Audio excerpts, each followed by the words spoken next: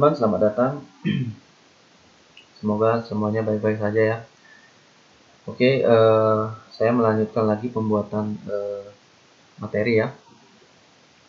Dan kali ini videonya kita membahas wicks atau ekor ya. Ekor dari candle atau istilahnya wicks ya. Saya mau bilang ini,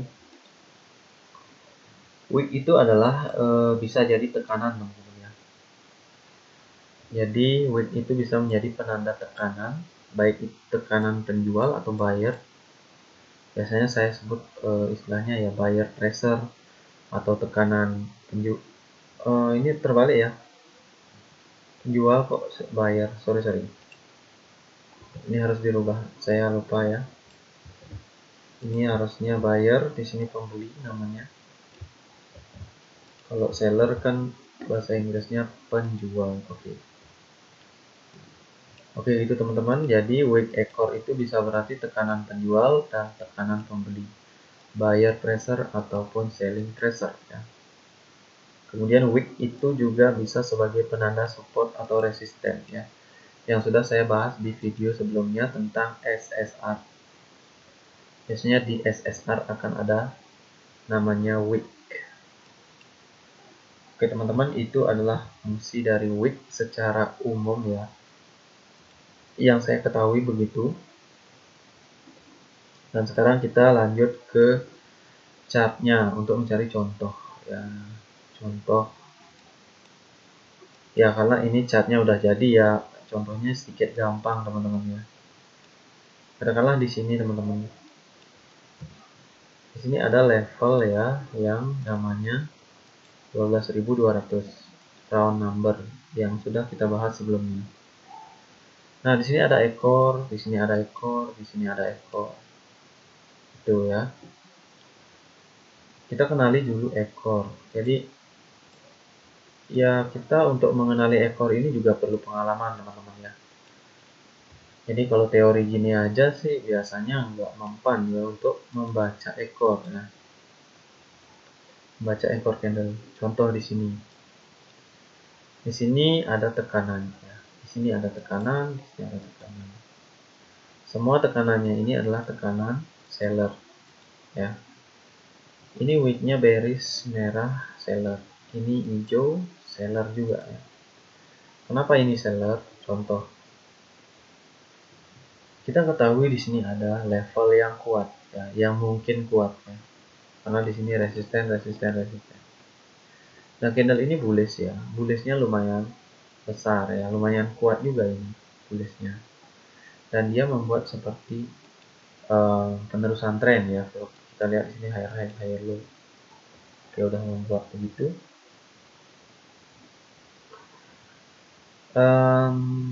Tapi kondisi marketnya ranging. Itu yang menjadi masalah. Karena penerusan tren di market ranging, apalagi marketnya sudah berakhir kemungkinan di resisten begini, itu sangat rawan untuk penerusan tren ya. Tentunya penerusan yang berawal dari opening, dari closing. Kalau dari sini ya, di bawah sini ya masih bisa ya. Tapi rawan juga ya. Oke, katakanlah candle ini belum ada gitu ya. Candle 3 ini belum ada yang ke sini ya. Yang ke sini. Jadi kalau kita melihat ini itu mungkin buying pressure ya. Itu kita lihat kondisi marketnya, market ranging. Kemungkinan buying pressure juga, kemungkinan selling pressure juga ada ya. Oke, kita tunggu. Nah, di sini kecenderungan yang kita baca adalah ini adalah level 200 signifikan ya. Jadi kemungkinan peluang yang sebelum ini terjadi, kita harus baca ini ya. Sebelum doji ini terjadi harus baca ini. Oke, saya pilih mungkin buying pressure. Oke. Karena kan kita melihat buyer di sini ya. Oke, buying pressure. Terus kemudian kita tunggu ya. Kalau buying pressure kita tunggu. Karena di sini kan nggak ada pola ya, nggak ada pola. Walaupun kalian bisa buy juga di sini ya, bisa begitu. Mungkin ada yang perlu menunggu. Tapi kan kalau kita berpikir juga selling pressure juga mungkin, buying pressure mungkin kan di sini. Oke, kita tunggu. Nah, muncullah doji. Akhirnya doji ini mengkonfirmasi ya, bahwa itu adalah kemungkinan selling pressure. Tapi di sini masih ada ragu juga kalau menurut saya. Kenapa? Karena belum ada pattern reversal untuk selling pressure ya. Jadi di sini ragu juga. Tapi kalau untuk buying pressure di sini udah dikonfirmasi gagal ya. Kenapa buying pressure di sini menghasilkan candle doji ya. Tapi buyer retracement doji ini juga bisa ya. Jadi di sini masih ada ragu. Kemudian kita tunggu. Oke, candlenya seperti itu, artinya ini adalah weak selling pressure. Ya, disinilah dikonfirmasi bahwa ini adalah weak selling pressure. Kenapa? Karena ini menghasilkan yang namanya ini seperti apa ya? Red hammer ya, red hammer atau bukan hammer sih ini ya. Katakanlah candle yang signifikan atau kita sebut candle HPT ya. Saya sebut candle HPT kenapa? Karena H itu high ya, P itu probability, T itu trading ya, high probability trading. Jadi di sini candlenya HPT ya. Nanti pasti kalian kalau nonton analisa saya pasti ada candle HPT ya. Nah, di sana akhirnya dikonfirmasi bahwa wick itu adalah selling pressure. Oke. Itulah caranya mengkonfirmasi wick ya. Karena biasanya di setiap wick ya, ini adalah resisten. Kalau ini nggak dicari berarti trend up, tidak ada pola, kemungkinan juga up bisa down ya, ragu-ragu juga. Tergantung dari mana. Biasanya di sini juga resisten ya, doji. Ini juga resisten. Dan kalau dia price-nya tergantung sekarang kalau mau entry di sini ya lihat pergerakan price ya. Bagi yang bisa melihat pergerakan price kayak gimana bisa entry di sini. Tapi bagi yang enggak, yang mencari pola ya bisa tunggu ini ya, tunggu pola. Nah, akhirnya ini dikonfirmasi membuat lower low, dan higher low ya. Artinya di sini udah signifikan. Jadi ini bisa entry sell tapi di atas ini juga ya, di resisten juga atau di setengah body. Kemudian ini adalah konfirmasi retracement. Kenapa retracement? Karena itu tadi di sini ada selling pressure yang dikonfirmasi, polanya adalah evening star, kemudian retracement. Kenapa ini retracement? Karena ada rejeksi dari atas dan tidak melebihi 50% body dan market dalam kondisi ranging. Bollinger Band flat ya. Jadi di sini layak untuk sell. Di sini juga layak untuk sell. Oke teman-teman, itulah kira-kira cara membaca wick. Dan setiap wick itu memiliki arti berbeda teman-teman ya. Kalau kita ceritakan wicknya ya banyak sekali teman-teman ya. Nanti di analisa candle kalian akan menemukan alasan-alasan kenapa ini disebut selling pressure, ini disebut buying pressure. Nah, karena ada wick yang sama tapi artinya beda ya. Kalau ini wicknya kan artinya buying pressure ya. Ini ada alasannya. Ini artinya selling pressure. Kalau ini apa? Ini kemungkinan adalah selling pressure yang terlalu dalam, maka dia akan menghasilkan bearish. Gini aja pemahamannya ya. Kalau wick itu selling pressure, dia akan menghasilkan candle bearish. Kalau wick buying pressure, dia akan menghasilkan candle bullish. Kalau dia menghasilkan doji, berarti itu sudah masuk kecurigaan ya, bahwa buying pressure mungkin akan gagal. Dan weak buying pressure atau selling pressure harus didapat dari rejeksi level-level kuat teman-teman. Jadi kalau nggak level kuat ya jangan ya. Kayak ini selling pressure dari 200. Candlenya begini, dark cloud cover sukses ya membentuk lower low, jadi bisa entry di sini. Karena di sini HPT. Kalau di sini ini kan nggak disentuh ya. tapi ini selling pressure juga. Ini bisa sell juga tapi di atas ini. Oke, gitu teman-teman.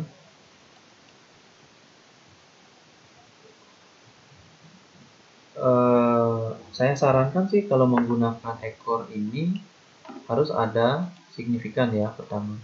Oke, ini yang saya tidak jelaskan. Ada signifikan SSA, kemudian ada pola candle yang signifikan, kemudian apa lagi? Ada HPT. Oke, itu aja teman-teman ya. Untuk ekor penjelasannya segitu aja. Kalau ekor menyentuh IMA gimana? Nah, coba ya lagi sekali. Yang menyentuh IMA ini udah disentuh ya, tapi ini selling pressure. Kalian harus pelajari juga gitu ya. Kalau wick menyentuh IMA, apakah dia buying pressure atau selling pressure? Kenapa di sini selling pressure padahal ini menyentuh IMA? Kelihatan seperti bullish ya. Karena di sini adalah area ranging teman-teman ya. Area jauh dari dua deviasi Bollinger Band dan Bollinger Band mulai flat dan IMA tidak ada tekanan. Jadi kalau di sini tidak ada tekanan, mau apa ini buat bullish? Ya pasti beres ya. Dia akan berlaku sebaliknya. Nah, di sini kenapa ada tekanan? Karena ini kan bisa bullish ya, tapi kecil ya. Kenapa? Karena dia masih ada tren di sini, tren. Jadi itu yang membuat bullish, tapi nggak signifikan juga. Nah, kalau di sini bedanya, dia bullish ya, dia bullish. Tapi ini ada di akhir ya. Di akhir dari tren, karena tren up di sini udah terakhir dengan engulfing. Itu. Oke, nanti kita buat lagi di analisa ya. Biasanya support kuat selain round number ya IMA juga ya. Kita cari ekor IMA. Kalau ini kan IMA ekornya ya. Nah, biasanya gunakan IMA 200 ya teman-teman, nyari ekor. Biasanya menghasilkan bearish, walaupun kadang seperti ini kecil ya. Kemudian IMA 100. Oke, katakanlah di sini ada, tapi ini rejection dari 100, 200 ya. Hasilnya bearish. Oke, nanti cari-cari lagi ya. Kalau saya nyari di sini ya nggak terlalu bagus ya. Nah, biasanya tekanan dari 20 YMA itu agak kurang kuat ya. Ini katakanlah tekanan dari 200 YMA. Ini kan cenderung buying pressure, tapi ini kita melihat ini buying pressure, tapi ini sebenarnya selling pressure ya. Melihat ini. Karena dia menghasilkan ini. Kenapa begitu? Karena kenapa ini nggak buying pressure? Karena dia terlalu panjang dan berasal dari 20 YMA yang notabene tekanan 20 YMA tidaklah terlalu kuat ya, pada posisi market ranging ini.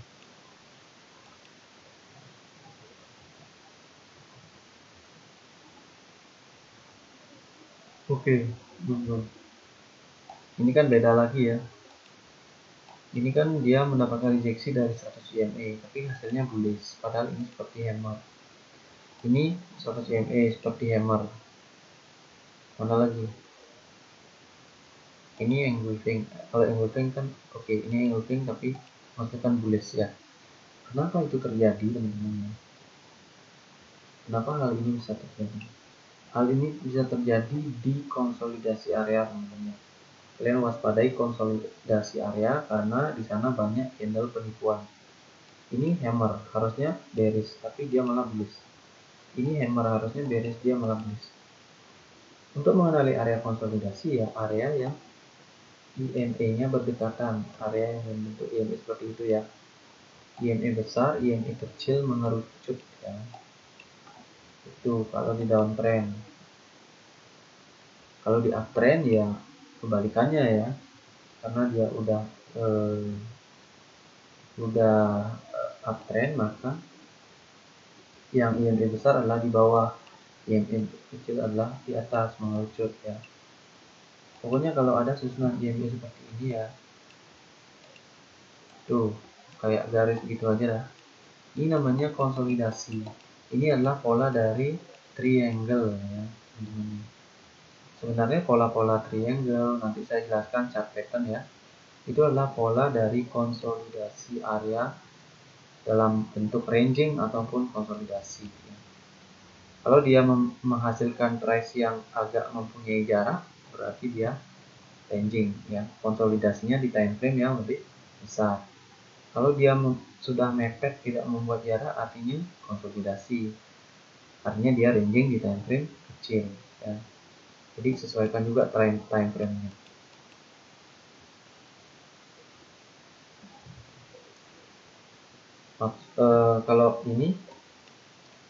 Kalau ini bagi saya adalah konsolidasi ya. Kenapa? Karena satu candle tidak bisa menghasilkan candle yang lain. Ini di time frame 25 detik adalah ranging ya, bukan konsolidasi. Walaupun pada dasarnya konsolidasi dan ranging itu sama, hanya saja yang membedakan adalah time frame. Kalau di time frame 5 detik ini adalah ranging karena pasti ada jarak uptrend dan downtrend di sini. Tapi kalau di time frame lebih besar, di time frame sekarang ini katakanlah ini semi ranging, semi konsolidasi ya. Kalau di time frame 5 detik ini udah pasti adalah konsolidasi. Gitu. Oke teman-teman, itu pembahasan saya tentang yang namanya ekor atau wick. Nanti untuk selling pressure, buying pressure ya, penanda support resisten belum ya. Penanda support resisten ya, kalau wick ya itu tadi. Ya ini saja. Ini ada wick nggak? Ada. Berarti ini resisten ya. Tentunya marketnya harus konsolidasi ataupun ranging. Kalau market uptrend ya biasanya wick itu ya menandakan resisten, tapi sebagian besar ditembus ya. Contoh ya ini ya, tuh ini kan ekor, ini kan resisten, ini resisten. Kalau ini ada uptrend ya ditembus kan, ini resisten, tembus ya. Itu kalau ada trend ya, IMA mulai melakukan susunan. Oke teman-teman, itu penjelasan saya tentang wick atau ekor ya. Yaitu bisa sebagai penanda selling pressure, buying pressure, penanda tekanan ya. Penanda tekanan atau kalau momentum bukan ya, tekanan ya.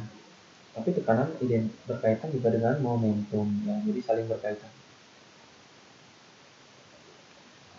Oke teman-teman, semoga bermanfaat. Salam trader.